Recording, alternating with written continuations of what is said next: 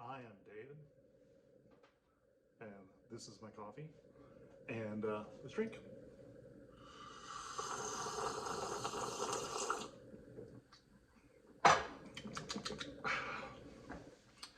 Rough morning, welcome to Monday.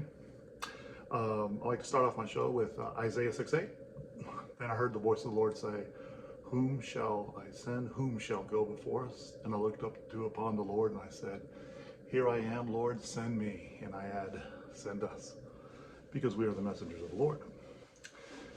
If you're new to my show, my name is David, and I am a retired United States Navy submariner. Did 20 years, retired in 2008. I'm also an independent filmmaker, award-winning. I'm also a professional photographer, award-winning. But, who cares, right? Who cares? To some people, it matters a lot. To people who don't care or don't know, who gives a shit, right? Anyway, today I'm going to talk about something that's very dear to my heart, and it has to deal with liberals and how the world is supposed to be underwater by now. We'll get to that in a minute. How we're supposed to be in the next ice age by now. We'll get to that in a second. And how New York City is supposed to be almost 2 feet underwater by now. Because climate change is a very important issue that people have been pushing in this country for a long time. And liberals and a lot of people who are environmentalists will tell you that, yeah, we're having a problem with our environment. Our environment is changing. This weather, the climates and everything, climate change is real. Climate change is real. And they've been saying this for years because we are the generations that are going to ruin this planet. Even though Earth has been around for millions of years, we're just a very small spot in the history of the world. But apparently, industry is going to kill it. I think George Carlin said it best that no way. So I'm going to go through some figures. You're going to have to look them up yourself because I don't have time to post the shit down at the bottom. But if you need to know about my awards, they're going to be down there so you can check those out again because, apparently there's no one allowed to be award-winning anything in this town, in the town of Houston or anything, unless it goes through certain individuals that they can look it up. And they're full of shit because nobody cares. Did you know that in 1970, NASA said there would be a brand new ice age here on this planet by the year 2000? They said that in 1970. You can look that up. NASA said that. The same people that claimed that we went to the moon. Don't get me started, right? Then in 1974, Time magazine said the ice age is coming fast. In 1974. We're all still waiting, right? And then in 1988, environmental scientists said that the Maldives will be underwater. Well, they're not. There's a bunch of islands and they're still above water. Crazy how that works, right? And then in 1989, the UN said that the rising seas by the year 2000 and that New York would be 2 feet underwater. Of course, that's never happened. And why do they say these things? Because people would rather believe a lie than know the truth. The truth is, we have not made that much damage since the 1970s to now to affect climate change. At all. At all. And in 2004, climate hoaxers said that Britain would be like Siberia by 2019. I read these things and I laugh to myself because it's bullshit. It's all been bullshit, and people like to stir up controversy and scare people, and that's what it's all about. Let's talk about the truth and let's talk about lies for a second, okay? And science, okay? Truth is easy to define. If you go up to a light switch, and so long as there's power in town, and you go up to a light switch and hit the light switch, the lights will come on. That's the truth. Science says, well, so long as there's power going through that circuit to the light, you'll have power, the light will come on. Now, a lie is like spilling hot coffee on a table. Hot coffee will flow in every direction, and it'll go and it'll continue to flow until you decide to stop it. And when you try to clean up a lie, there's a lot of cleanup you got to do, back and forth, grab new rag, grab new paper towels, wipe the stuff up, and you can't put it back in the cup because it's all just shit now. Now you do have the option of grabbing all that stuff and squeezing it all together, putting it back in your coffee cup and trying to drink it, but it wouldn't taste as good as this hazelnut and squirrel peanut butter whiskey coffee. And, you know, don't believe for a moment that my family is completely immune from the liberal bug and the lies that are out there. No, I have a son who, unfortunately, has been bitten by the liberal bug and believes in climate change and so forth. Even though all the evidence is out here that it's never existed, and me putting this stuff out doesn't mean anything because they don't listen. I hope that you're listening, that you listen, because some of the stuff that I put out is very unique information. You know, you would figure that someone like me who knows about being in the ocean, knows as a mariner, knows a little bit about displacement and how displacement works, that, yeah, you know, displacement is a very key thing to science and fact. And yeah, people will tell you if you get a full glass of ice, and you know ice like from the refrigerator. If you have a refrigerator that makes ice, grab a full glass of ice, pour some water in there, and let it sit all the way to the top, and let it sit. You'll notice that the ice will melt and the water will drop because displacement is taking over. Now, other people will tell you that no, David. When the ice begins to melt, the ice is going to flow over and there's going to be water all over the place. And it's a really good bet. You know, you could bet pull close to about $100 every time. And I'm telling you, every time you're going to win. So try it yourself.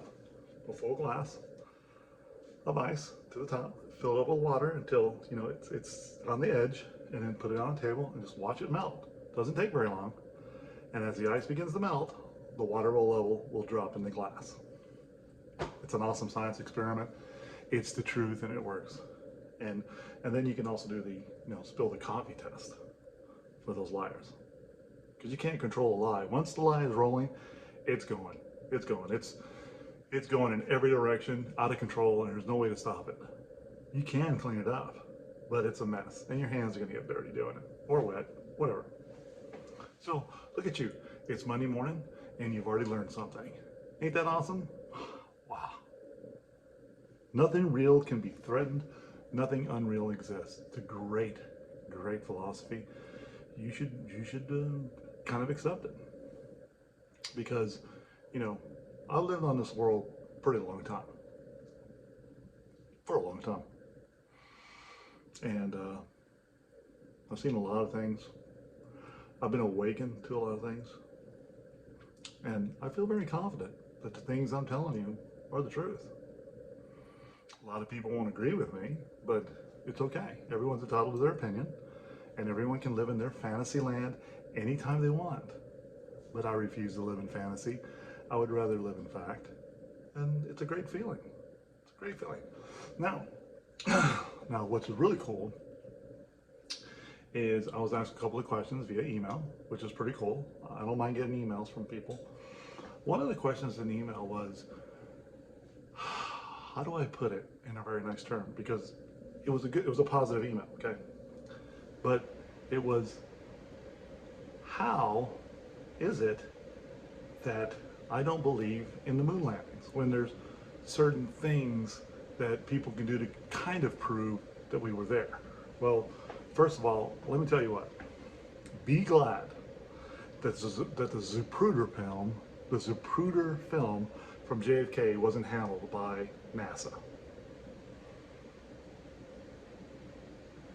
Because they would have lost the video. They would have recorded over it. And I want you to think about this. There was plenty of videotape to record stuff in the 1960s.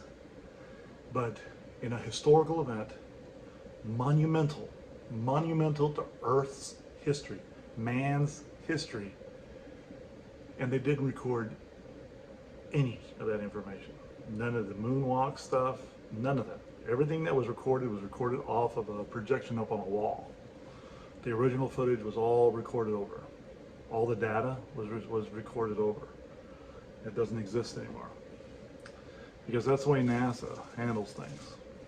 Well, at least they did back then.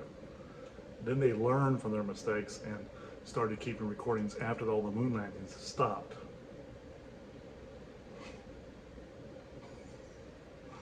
That's a cover-up, people. They wasted tax dollars on that.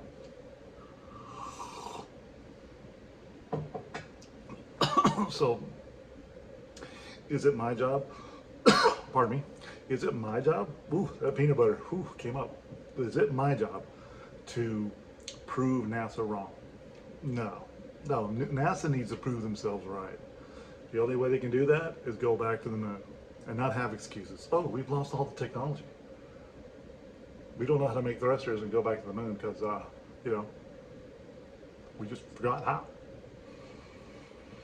If you're going to believe that, if that's going to be the excuse that NASA's going to give to you and you're so easily going to fall for it, it's great. But they still have not explained the Van Allen belts and how people can live through it, okay? Their new capsule that they've made, okay, has been tested. Why haven't they done more tests with this brand new capsule that will make people survive the Van Allen belts? And why is it suddenly the Van Allen belts is an important thing when they could just speed right through it? Once again, people, get a hot dog, wrap it in aluminum, put it in the microwave for 30 seconds, and make sure you have like a fire extinguisher with you because your hot dog is going to catch on fire. That's aluminum wrapped around meat. If you don't believe me, try it. If you blow up your house, it's not my fault. I take no claim to your fault, your stupidity.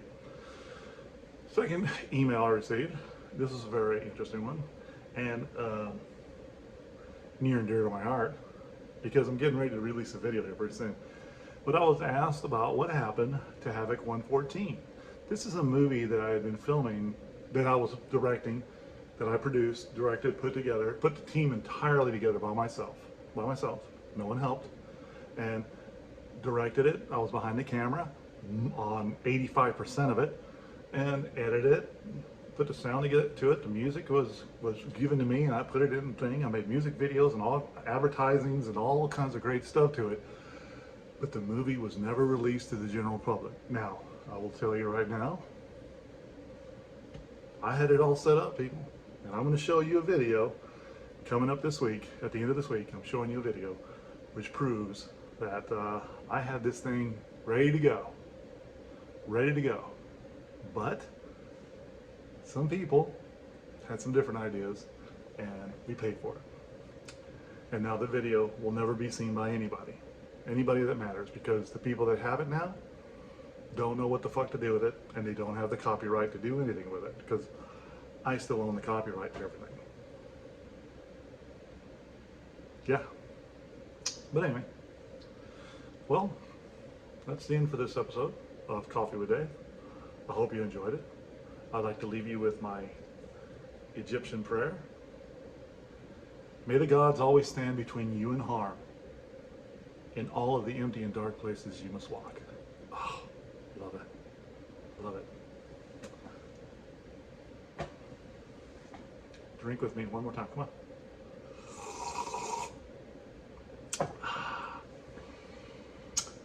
So for Coffee with Dave and Team America, this is Dave signing off, and I'll see you on Wednesday. David talked about water displacement. We should have been underwater by now, or frozen like popsicles, because it's the year 2021, and they said that we would be underwater by 2020. So it's true. Liberals can't explain it. They always just keep moving it back. You know, next thing it'll be 2029, you know, because, you know, AOC, Alexandria Ocasio-Cortez said that we would be dead in 10 years. Well, we're at 9. We're at year 8 right now. But AOC. And, you know, and guys think she's cute.